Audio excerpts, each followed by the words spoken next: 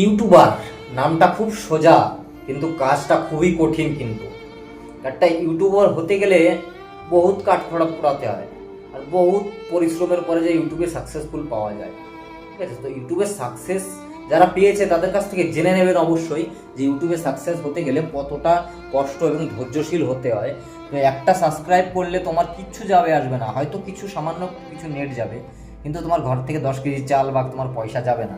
তবে যে এন্টারটেন যে কাজটা আর কি আমরা করি, এন্টারটেন করার জন্য দেখো কত লোকের গালাগালি শুনতে হয়, কত লোকের কত কথা কটু কথা শুনতে হয়, এবং ফ্যামিলি থেকে কত চাপ আসে।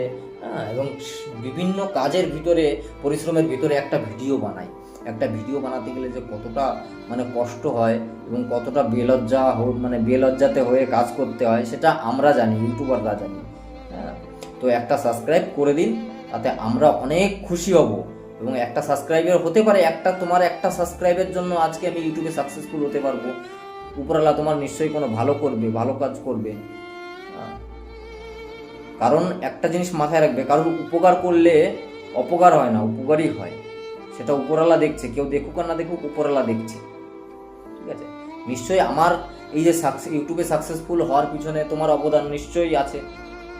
এই কারণের জন্য হয়তো তোমার জন্যই আমি উপরে উঠতে পেরেছি। একটা সাবস্ক্রাইবার, যেমন 999টা হয়ে যাওয়ার পরে একটা যদি সাবস্ক্রাইবার না হয়, সে মনিটাইজেশন পাবে না, কখনোই পাবে না। তাই একটা সাবস্ক্রাইবার জন্য কিন্তু মনিটাইজেশন সে পায়, হয়তোবা সেই একটা সাবস্ক্রাইবারই তুমি। তো একটা সাবস্ক্রাইব করলে তোমার কিছু যাবে আসবে না, সামান্য কিছু হয়তো নেট খরচা হবে, কিন্তু আমরা অনেক উৎসাহিত হব, আমরা অনেক আনন্দ পাবো।